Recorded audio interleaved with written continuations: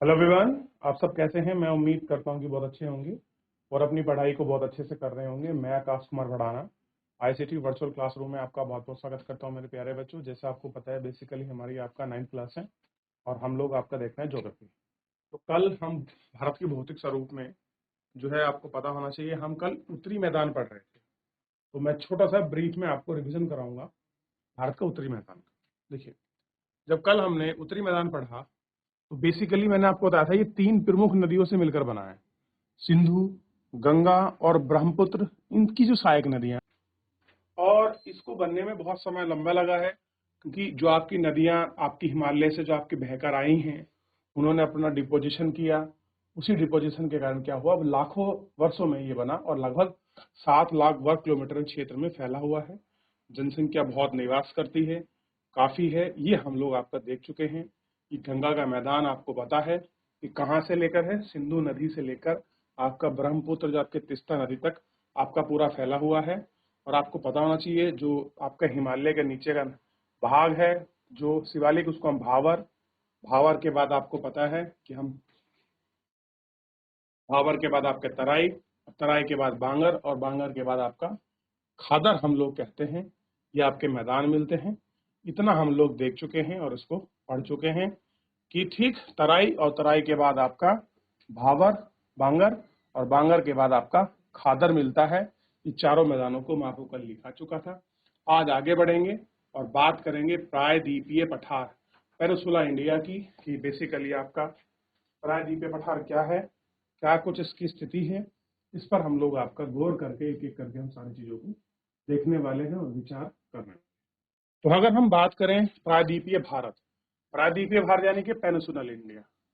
देखिए, प्रायद्वीपीय भारत एक मेज की आकृति वाला स्थल है। कैसा है, अगर आप भारत का प्रायद्वीपीय पठार देखोगे कैसा दिखाई देगा, स्थिति बताइए। जैसे कि मेज का आकार होता है। तो बच्चों, मेज का आकार बेसिकली होता कैसे है, ये थोड़ा सा सोचना पड़ेगा आपको। आप जानते हैं इस तरीके से कोई आपकी मेज रखी होती है, उसी के ऊपर होता है मेज जैसा। यानी मेज कैसी होती है, ऊपर से बिल्कुल आपका सपाट होती है। देखिए, मैं अगर 4 कॉलम बनाऊं इस तरीके से, इस तरीके से कैसे होती है, मेज आपका बिल्कुल सपाट होती है ऊपर से। ये कैसा है, ऊपर से बिल्कुल सपाट है। जितना भी हमारा प्रायद्वीपीय भारत है, बेसिकली आपका दक्कन प्लेट्यू वाला जो आपका रीजन है, वो पूरा आपका पठारीय जो है आपका क्षेत्र है। ये आपको थोड़ा सा समझना चाहिए, ठीक है। अब देखिए, जो पुराने क्रिस्टलीय आग्नेय रूपांतरित शैलों के बने हैं, गोंडवाना भूमि के टुकड़े और अपोहा के कारण यहाँ का कारण है कि यहाँ प्राचीनतम आपका भूभाग का एक आपका हिस्सा है। किसका है, प्राचीनतम भूभाग का हिस्सा है। इसी पठारी भाग में चौड़ी और छिछली घाटी है। चौड़ी मतलब है इस तरीके में चौड़ी, छिछली मतलब जिनकी गहराई कम होती है, हम उनको आपका छिछला कहते हैं। छिछला मतलब जिनकी डीप, डीप क्या होती है, थोड़ी कम हो, कम उनको बोल देते हैं कि भैया ये आपकी छिछली है। ठीक है, पता होना चाहिए आपको। इस पठार के 2 मुख्य भाग हैं। पहला है मध्य उच्च भूमि। देखिए, मध्य उच्च भूमि को ही हम आपका मध्य पठार भी या मध्य प्लेट्यू भी कहते हैं। यूपी में बुंदेलखंड, मध्य प्रदेश में से बंगेलखंड के नाम से जाना जाता है। ठीक है। दक्षिण का पठार आपका त्रिभुजाकार है। जो आपका दक्कन प्लेट्यू है बेसिकली कैसा है, आपका त्रिभुजाकार भाग में है। ट्राइंगल शेप में आपको देखने के लिए ये बेसिकली आपको मिल जाएगा।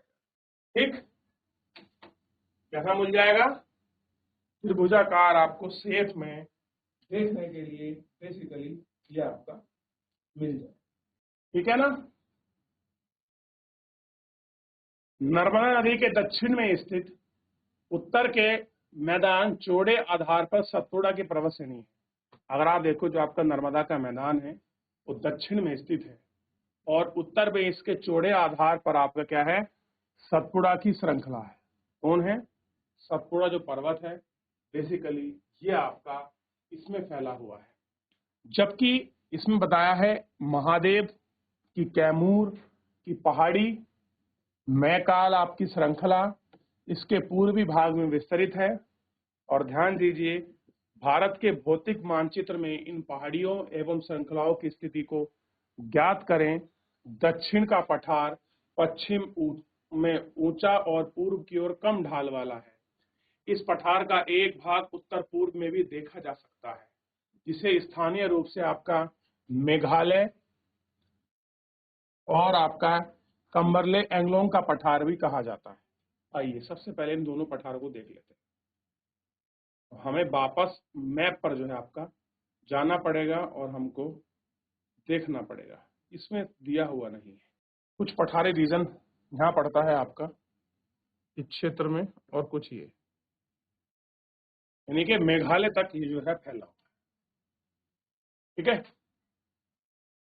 उत्तरी कचार पहाड़ी के नाम से भी जाना जाता है, यानी कि बेसिकली ये जो हमारे नॉर्थ ईस्ट के राज्य है ना, उन क्षेत्र की ये बेसिकली आपका बात कर रहा है। ठीक है। यह है भ्रंश के द्वारा छोटा नागपुर पठार को अलग करता है। आप एक भ्रंश आपको मिलेगा, एक फोल्ट आपको मिलेगा। ये मान लीजिए छोटा नागपुर का पठार मान के लीजिए है, तो यहाँ पर एक फोल्ट पड़ा हुआ है और यहाँ पर क्या है, ये इस तरीके से स्थित है। क्लियर है, ये आपको देखना है। ठीक, अब देखिए दक्षिण के पठार के पूर्व एवं पश्चिम पर पूर्व तथा पश्चिम घाट स्थित है। पश्चिमी घाट पश्चिम के समानांतर स्थित है और सतत है, यानी कि अगर आप दो घाट आपको मिलेंगे, एक है आपका पूर्वी घाट, एक है आपका पश्चिमी घाट। और आपको पता होना चाहिए पूर्वी घाट और पश्चिमी घाट में से अगर हम दोनों की बात कर रहे हैं तो दोनों में से जो आपका पश्चिमी घाट है, पश्चिमी घाट कैसा है, पश्चिम के समानांतर है और कैसा है, कंटिन्यूअस फॉर्म में है। कंटिन्यूअस का मतलब होता है सतत, यानी कि एक साथ, ये इस तरीके से। और ये आपका सतत जो है नहीं हो सकता। ऊपर वाला क्या है, सतत है, भले ही इस तरीके से हो, जो बिल्कुल एक साथ मिलजुल कर चलते हैं उनको क्या बोलते हैं, सतत है। कंटिन्यू यानी कि बीच में कोई गैप, कोई दर्रा जो है आपको स्पेशल ऐसा नहीं मिलेगा। लेकिन भोल घाट पश्चिम घाट वो आंतरिक दर्रे हैं, ना कि पहाड़ को सेपरेट करते हुए। क्लियर है, तो ये थोड़ा सा आपको ध्यान रखना चाहिए और गौर भी करना चाहिए। तो पश्चिमी घाट पूर्वी घाट के समांतर स्थित है। इनमें केवल आपका दर्रों ही द्वारा इन्हें पार किया जा सकता है। तो इनको एक घाट मतलब एक से दूसरी तरफ जाने के लिए इसमें कैसे आपका दर्रे बने हुए हैं, उन्हीं दर्रों के माध्यम से एंट्री होती है, आते और जाते हैं। क्लियर है, ये पहली कह रहा है। तो भारत के भौतिक मानचित्र में पहला पड़ेगा आपका थाल घाट, भौर घाट और आपका पाल घाट। इनकी स्थिति को आपको ज्ञात करना है और इनकी स्थिति को थोड़ा सा आपको देखना है कि कहाँ पर थाल घाट, कहाँ पर भौर घाट, कहाँ पर ये सारे घाट आपको दिखाई देते हैं। ठीक। पश्चिमी घाट पूर्वी घाट की अपेक्षा ऊंचा है, यानी कि अगर आप वेस्टर्न घाट की बात कर रहे हो तो ये पूर्वी घाट की तुलना में ऊंचा है। तो सबसे ऊंचा कौन हुआ, यानी कि पश्चिमी घाट। ठीक। और पूर्व में कितना है, 600 किलोमीटर की औसत ऊंचाई की तुलना में यह पश्चिमी घाट जो है आपका 900 किलोमीटर से लेकर आपका 1600 मीटर तक है। यानी कि इसकी हाइट कैसी है, बहुत अच्छी है, यानी ये काफी ऊंचा है। ठीक, ये आपको होना चाहिए। पूर्वी घाट का विस्तार महानदी के दक्षिण से लेकर नीलगिरी तक है। पूर्वी घाट का विस्तार सतत नहीं है, ये अनियत है और बंगाल की जो खाड़ी में गिरने वाली नदियां इनको काट देती हैं। क्या कर देती हैं, इनको काट देती हैं। ठीक। पश्चिमी घाट में पर्वतीय वर्षा होती है। कैसी होती है, पश्चिमी घाट में आपका पर्वतीय जो है आपका वर्षा होती है। यह पश्चिमी घाट के पश्चिम ढाल पर आर्द्र हवा आपका टकराती है। कैसे करती है, पश्चिमी घाट में जो है आर्द्र हवा ये आपका टकराती है और इसके ऊपर उठने के कारण ही पश्चिमी घाट को विभिन्न स्थानीय नामों से जाना जाता है। पश्चिमी घाट की ऊंचाई उत्तर से दक्षिण की ओर बढ़ती है। कहाँ बढ़ती है, उत्तर से दक्षिण की ओर बढ़ती है। इसी भाग के शिखर ऊंचे हैं, जैसे अन्नामुडी कहाँ पर है, वेस्टर्न घाट की बात कर रहे हैं, उत्तर से दक्षिण की ओर बढ़ती है। पश्चिमी घाट की ऊंचाई उत्तर से दक्षिण की तरफ। ठीक। तो सबसे पहले देखिए इस भाग में आपको इस पर दिखाई देगा, तो साउथ की सबसे ऊंची चोटी कौन सी होगी, अन्नामुडाई। अन्नामुड़ई के बाद आपका नीलगिरी की हाईएस्ट पीक है दोदा बेटा, और पूर्वी घाट में सबसे ऊंची चोटी है आपका महेंद्रगिरी, और पूर्वी और पश्चिमी घाट में ऐसे देखिए दक्षिणी और पश्चिम में, यानी कि दक्षिण ये हो गया आपका नीचे वाला पार्ट दक्षिण, और ये हुआ पश्चिम में कुछ पहाड़ियां हैं पूर्व के घाट पर, जैसे आपका सेवराय और जाविदी की पहाड़ी स्थित है, जिन्हें हम क्या कहते हैं, और तमिलनाडु में क्या है, उटक मंडलम, जिसे ऊटी के नाम से जाना जाता है, और कडाईकोलम जो आपका पहाड़ी नगर के लिए स्थित है। आइए थोड़ा सा इन शहरों को, इन स्थानों को हम आपका अपने मानचित्र में बड़े अच्छे से गौर करके देखें। जितना भाग ये मैंने आपको दिखाया है ये बेसिकली आपका क्या है, आपको पता होना चाहिए। अब यहाँ आपको बिल्कुल स्पष्ट रूप से दिख जाएगा, ये जो है ये आपका पश्चिमी घाट है। वास्तव में तो ये लाइन जो दिखा रहा हूं मैं आपको, ये तो मैंने इस तरीके से खींच दी, ये आपका पश्चिमी घाट है, ठीक है। और ये आपका जो है ये आपका पूर्वी घाट है। तो पूर्वी घाट और पश्चिमी घाट जहां मिलता है, ध्यान दीजिए, पूर्वी घाट और पश्चिमी घाट जहां मिलते हैं ये जगह है आपका नीलगिरी पर्वत, यहां पर ये आपका मिल जाते हैं। अच्छा, इधर की अगर हम बात करें कि पश्चिमी घाट की सबसे ऊंची चोटी कौन सी है, तो अन्नामुड़ई आपको दिखाई देगा, और अन्नामलाई इससे ऊपर दिखाई देगा, और यहीं आपका केरल में पड़ती हैं कार्डमियम की पहाड़ियां, क्लियर है। और पूर्वांचल जो आपका पूर्वी जो घाट है, यहीं आपका एक पहाड़ी पड़ती पर्वत पड़ता है, या आप कह सकते हैं इसकी जो हाईएस्ट पीक है वो कौन सी है, महेंद्रगिरी पर्वत। तो अब आप एक अंदाजा लगा लीजिए कि महेंद्रगिरी पर्वत की हाई है 1501, और उधर ही दक्षिणी घाट की जो हाइट है 2695 मीटर। तो आप यही सोच सकते हैं कि सबसे ऊंचा कौन सा घाट है, पूर्वी घाट के पश्चिमी घाट। तो आपको जो बेसिकली वेरिएशन है वो आपको इसमें यही स्पष्ट रूप से आपको दिख जाएगा, और पता भी आपको चल जाएगा कि कौन सबसे ज्यादा ऊंचा यहाँ पर है, पूर्वी घाट के पश्चिमी घाट। तो एक बार पूर्वी घाट पश्चिमी घाट को बना लीजिए, इसको एक बार मैप में, फिर हम इसमें आगे बढ़े। देख लिया, चलिए आगे बढ़े, देख लिए। तो इतना बेसिकली जो है हम इसमें देख चुके हैं और इतनी बात भी कर चुके हैं। तो यहाँ तक मेरे हिसाब से किसी बच्चे को कोई क्वेरी, कोई किसी प्रकार का जो डाउट है वो आपका नहीं होना चाहिए, क्लियर है। अगर है तो मेरे प्यारे बच्चों बेहिचक अपना डाउट, अपनी क्वेरी को आप मुझसे पूछ सकते हो। आपको पता है सारे माध्यम आपके पास खुले हैं, आप लाइव जुड़कर चैट के माध्यम से, ठीक है, अपना मैसेज, अपनी क्वेरी, अपना प्रश्न, आप डाउट मुझसे पूछ सकते हैं। तो पूर्वी घाट पश्चिमी घाट दोनों जगह मिल रहे हैं। तो एक बार मैं आपको बता दूं, देखिए ये पूर्वी घाट है, मैंने कहा सतत नहीं, यानी कि बीच में गैप आपको देखने के मिलेंगे। पश्चिमी घाट में आपको गैप मिलेगा, ज्यादा कंटिन्यू है ये। और ये दोनों कहाँ मिलती हैं, ये देखिए ये है यहाँ पर, और ये पूर्वी घाट यहाँ मिल जाती है। नीलगिरी आपकी पर्वत श्रृंखला है, और नीलगिरी की सबसे ऊंची चोटी हमने पढ़ी अभी दोदा बेटा। और साउथ में सबसे ऊंची जो आपका जो आप देख रहे हैं पश्चिम घाट की सबसे ऊंची चोटी कौन सी है, अन्नामुड़ी है, बेसिकली आपका तमिलनाडु में पड़ती है।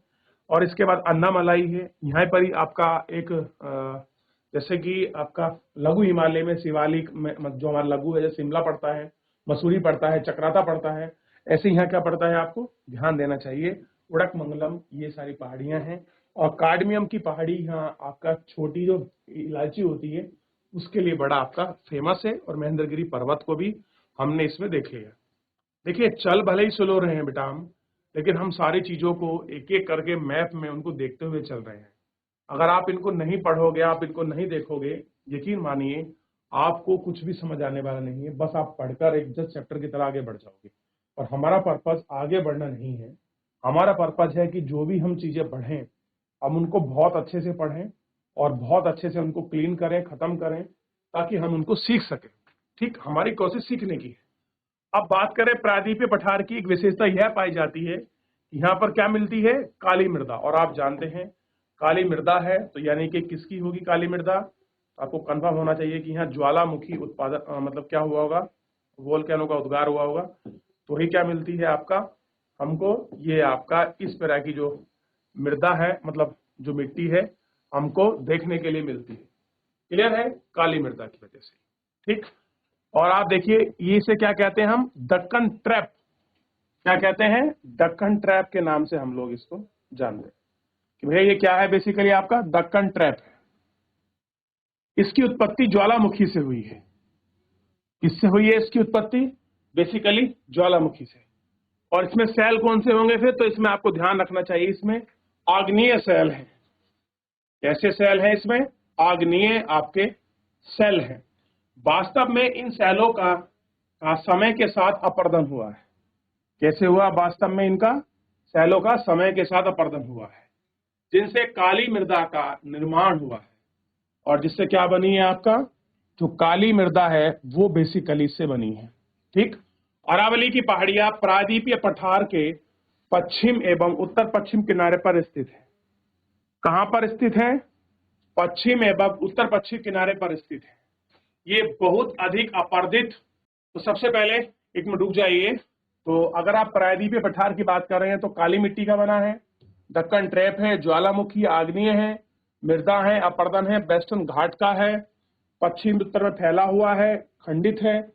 और पूरा क्षेत्र यहाँ आपको इसमें एक एक करके आपको अच्छी तरह से देखने के लिए इसमें मिल जाएगा। और आपको पता होना चाहिए भारतीय महामरुस्थल है ये। और आप ध्यान रखेंगे अरावली पहाड़ी के पश्चिम किनारे पर आपका जो है आपका मरुस्थल स्थित है। ये बालू के टीले और आपका अलग चीजों से ये पृथ्वी बस आपका 1500 किमी तक भाग में आपका वर्षा में होती है। इसमें शुष्क जलवायु होती है, वनस्पति बहुत कम है, तीव्र वर्षा ऋतु आपकी सरिताएं यहाँ बहती हैं। ये मरुस्थल है, लेकिन इसको थोड़ा सा हम ब्रेक लगाएंगे मरुस्थल को, क्योंकि हमें मरुस्थल से पहले थोड़ा हमको वापस पीछे चलना है और हमको देखना है। देखिए इसी की बात हो रही है, समझिए। ये जो आपका दक्कन ट्रैप है ना, मैं आपको समझा रहा था ना कि ये कुछ वो आपको ट्रायंगल शेप में है, तो ये कुछ इस तरीके से है। इसलिए हमने क्या कहा इसको, ये ट्रायंगल फॉर्म में है, त्रिभुजाकार। ठीक, कैसा है, त्रिभुजा। ठीक है ना। अब देखिए, तो यहां पर जो आपका मिट्टी मिलेगी कैसी है, काली है, यानी कि बेसाल्टिक है। लावा इसमें रहा होगा, बेसाल्ट भाई उद्गार हुआ है। तो उद्गार हुआ है तो कौन सी रॉक्स होंगी, इग्नियस रॉक्स होंगी भाई। मेटामॉर्फिक या फिर आपका सेडिमेंट्री तो होने से रही, क्योंकि जब ज्वालामुखी उद्गार हुआ है तो आपके मेटामॉर्फिक आपके रही होंगी। ठीक है, अभी मैंने बताया ऑर्गेन इग्नियस रॉक्स है बेटा। ज्वालामुखी निकलती है तो आग्नेय चट्टान जो है उनको तोड़कर बाहर लेके आती है और काली मिट्टी है। यही कारण है कि ये क्षेत्र, आप अगर इस क्षेत्र को देखोगे, मसाला उत्पादन, काजू उत्पादन में बहुत बड़ा अपना रोल निभाता है मिट्टी की वजह से। इसलिए यहाँ चाय, कॉफी बहुत बड़ी मात्रा में आपकी पैदा होती है। तो ये बहुत सारे ऐसे रीजन हैं जो इस क्षेत्र को आपका फर्टाइल करते हैं। ठीक है, क्योंकि काली मिट्टी बागवानी कृषि के लिए बहुत ज्यादा फेवरेबल कंडीशन के साथ हम उसको देखते हैं, और वो आपका मानी भी जाती है। इसमें बहुत अच्छी क्या होती है, बागवानी आपका कृषि होती है। तो ये हमारा पूरा पार्ट था जिसको हमने देखा। और हम जिस अब नेक्स्ट टॉपिक पर हम लोग कल बात करेंगे, तो आपको कंफर्म होना चाहिए अरावली के जो आपका बेसिकली उत्तर का रीजन है, ये है आपका गुजरात का भी कुछ पार्ट है, ये है भारतीय महामरुस्थल। तो हम इस मरुस्थल की जो है आपका, ठीक है, तो ये भी आपको देखना चाहिए, समझना चाहिए। तो फिलहाल जो है आज हमने जो है बेसिकली इतने वाले पार्ट को हमने, ये आपका नीचे का जो भाग है इसको हमने करने का, समझने का, देखने का प्रयास किया। और हर तरीके से हमारी कोशिश की कि हम इसको अच्छे से करें। यहाँ तक किसी को डाउट, कोई क्वेरी? चलिए, नहीं है तो मेरे प्यारे बच्चों, आज के इस लेक्चर को हम लोग यहीं विराम देते हैं। मिलते हैं नेक्स्ट लेक्चर में। तब तक अपना ध्यान रखिए, स्वस्थ रहिए, अपनी पढ़ाई को बहुत अच्छे से करते रहिए। और मुझसे जुड़ने के लिए आपका बहुत बहुत